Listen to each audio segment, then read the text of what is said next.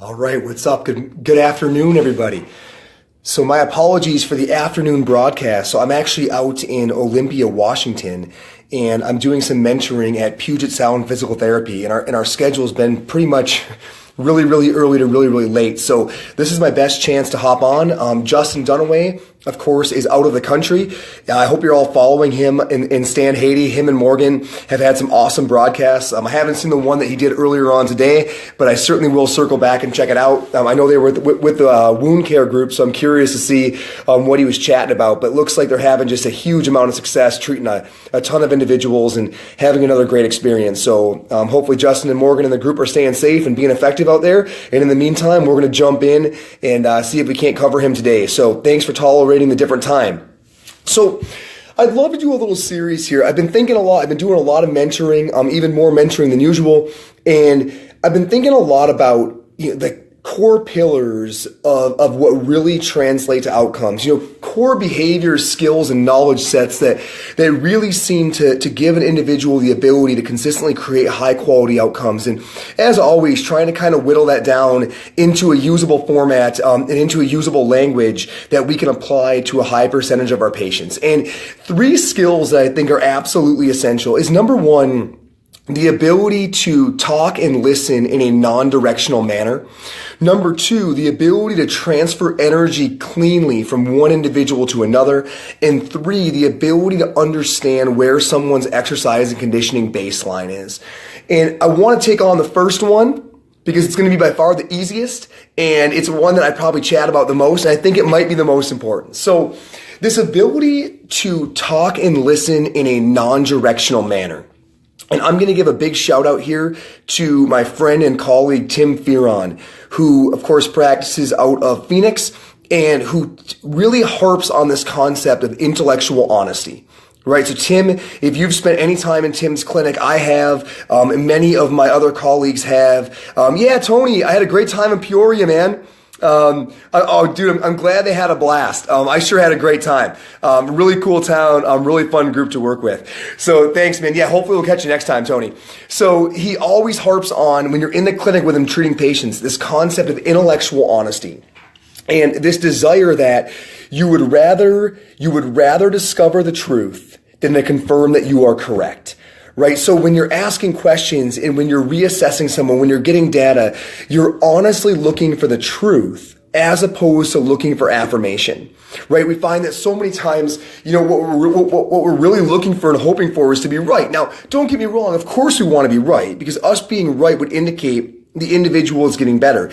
But we need to get our ego out of the way and be looking for accuracy over affirmation every time we open our mouths. Right? Now, hopefully, the honest truth will also confirm that we're correct, but that's not the important part. So the first step to really engaging on a path of intellectual honesty that I do believe translates to greater outcomes is embodying the belief in appreciating that you can't get good results with bad information.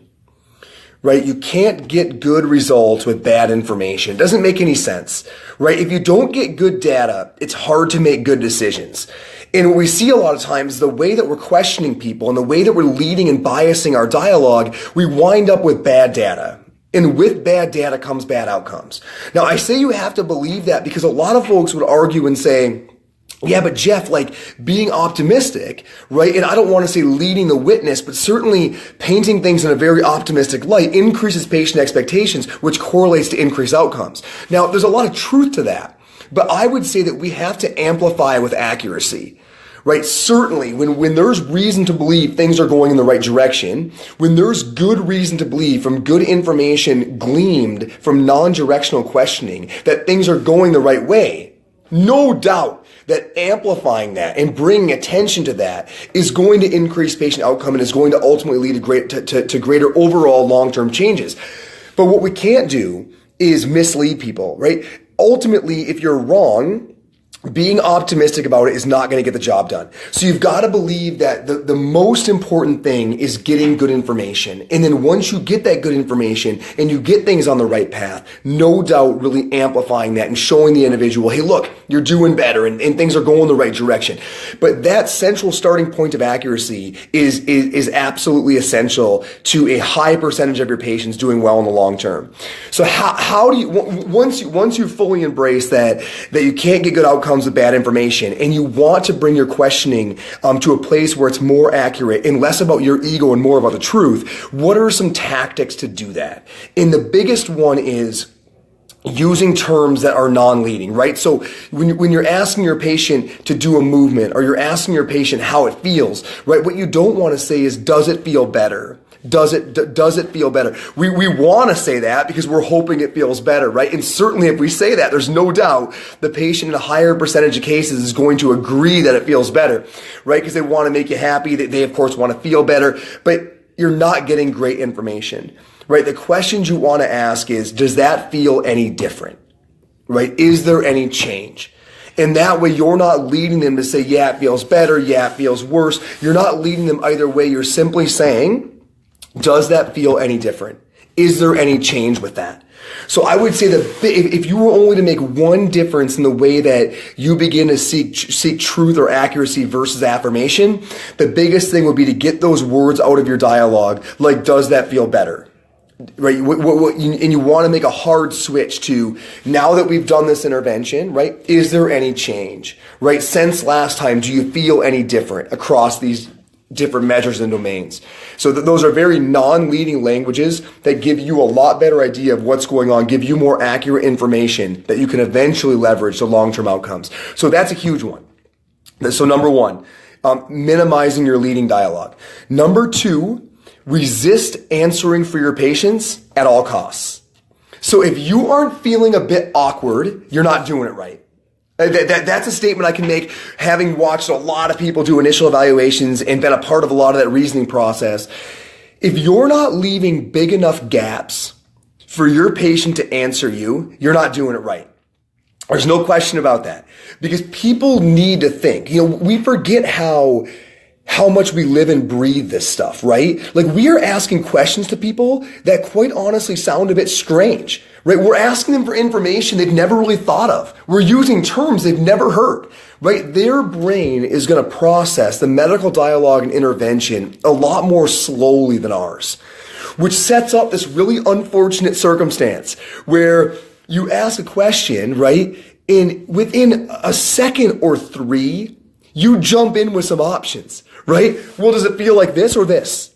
And had you just waited and let them give you what they were actually coming from, that information would have been so much more accurate, right? Once you brought them to a close, you went from an open-ended question to an either or and never gave them a chance to encourage or entertain the former. So we see that all the time. I see Tanya said right on there, right? You got to shut up and let them talk. In Tanya, that's such a great point. Like, if you let them talk, it's that old, right? Listen, dear doctor, the patient's telling you the cure, right? Like, if you'll just get out of their way and let them answer the damn question, all you're doing is confusing yourself, right? By trying to get answers you think you want, when what you really want is the patient's perspective. So the majority of your questions should be followed by a pause long enough for the patient to process, reason, and answer. And folks, there is time. We were just talking about this here. So, we're going through some strategies and mentoring and having a great time in clinic. And, there are times that we're talking like 8 to 15 seconds. And that is a excruciatingly long period of time when you're sitting there in front of someone, there's nothing else going on in the room, and you're literally just going like this.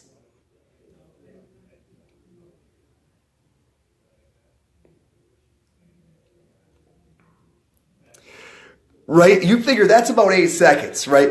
When's the last time you really gave somebody that length of time to process an answer? If you watch the vast majority of evals, that is like never, right? And so what we wind up doing is, as opposed to getting the accurate answer, we give a few highly prevalent answers that they wind up choosing. And that is usually a far distance removed from the actual prospective accurate data we could have gained if we would have waited. So that's number 2. Resist answering for your patient at all costs.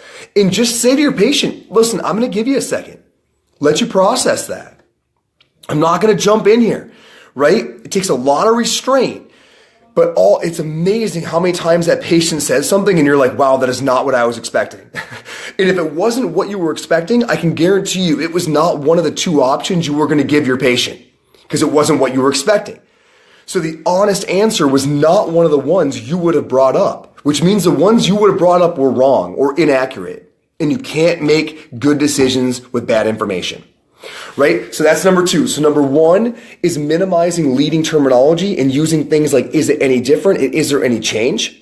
Right? To get more accurate information. Number 2 is avoid answering for your patient at all costs. Number 3 is data before dialogue.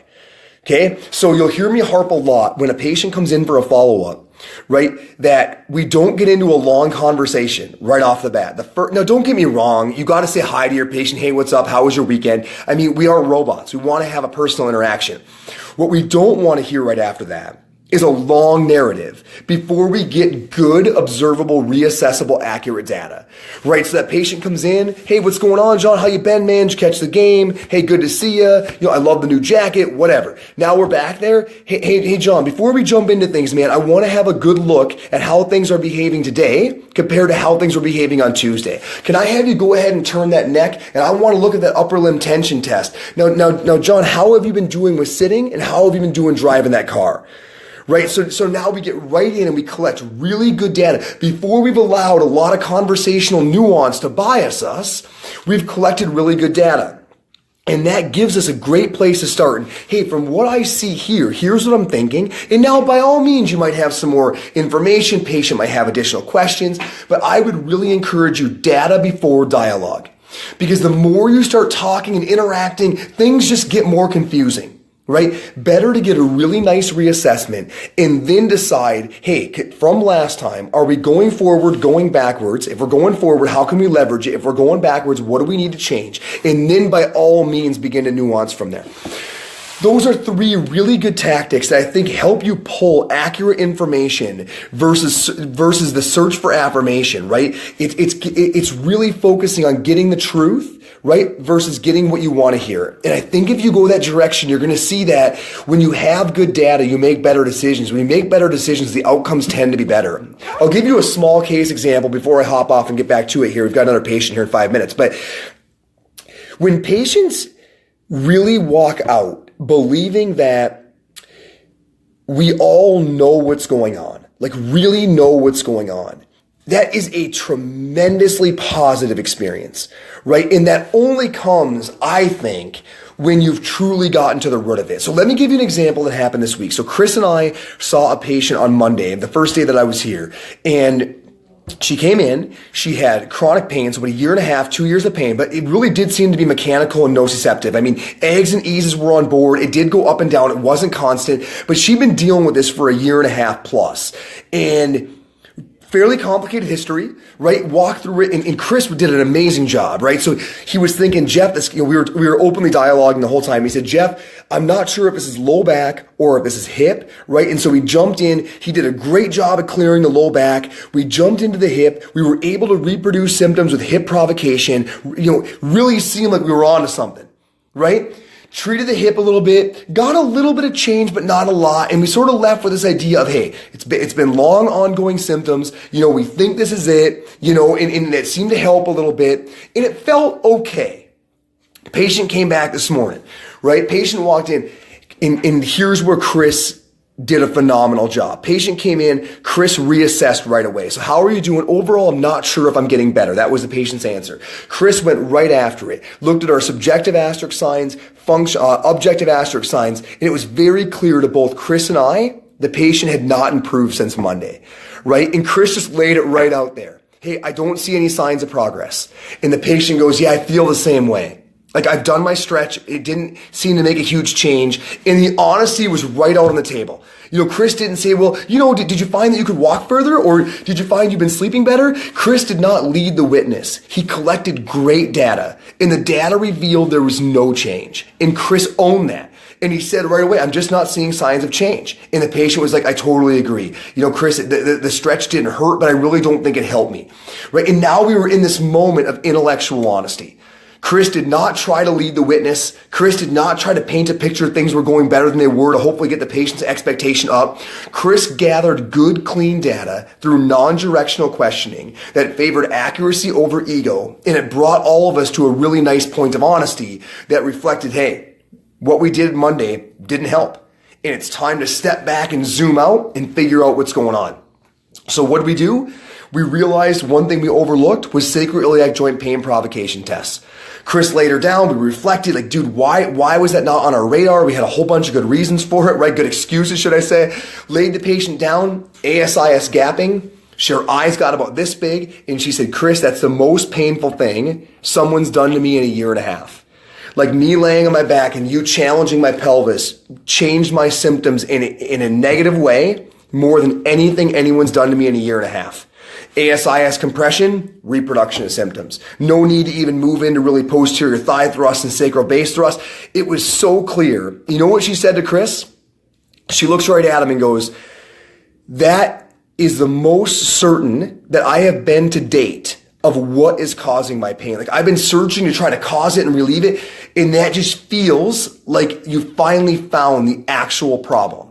So what did we do? Chris did some really nice, neuromotor control. She's always had a hard time moving her legs up and down into flexion because every time her back arches, it causes pain. Point is, Chris did some great stuff of neuromotor control, helping her sort of stabilize her abdominals and pelvic region, got way more leg movement, showed her what would and would not hurt. Point is, patient walked out and looked at both of us and said, thank you so much. I really feel like I know what's going on now. She did not say that day one. She did not walk out and say on day one, I have a tremendous sense of relief because I really know what's going on. It was only because Chris was willing to face the truth that we were wrong on day one. Not paint a rosier picture than what actually existed on day two. Zoom out. Find the actual problem using accurate information that gave the patient an unbelievable sense of relief and a positive expectation that we were going to be able to solve the problem. Patient walked out of here. There was no doubt in any of our minds that patient was already getting better. They finally knew what wasn't going on. They knew what could change the symptoms. They understood we know where the source was. We were all dialed in. It was all because of non-directional, intellectually honest questioning. So reflect on that a little bit. I hope that case helps. But think about how often we're letting our egos and insecurities paint a picture that maybe isn't there, right? And if it isn't there, right, if you're just painting over something that really isn't the underlying truth, your overall frequency of long-term excellent outcomes is going to suffer. Think about that a bit. And then on the next couple sessions, we're going to jump in and talk about number 2 and number 3 of essential behaviors that I think are absolutely critical to getting long-term outcomes. Today was non-directional questioning, the search for accuracy, not affirmation. Awesome, guys. I'm jumping right back into patient care. Hope you guys are having a killer Thursday. Thanks.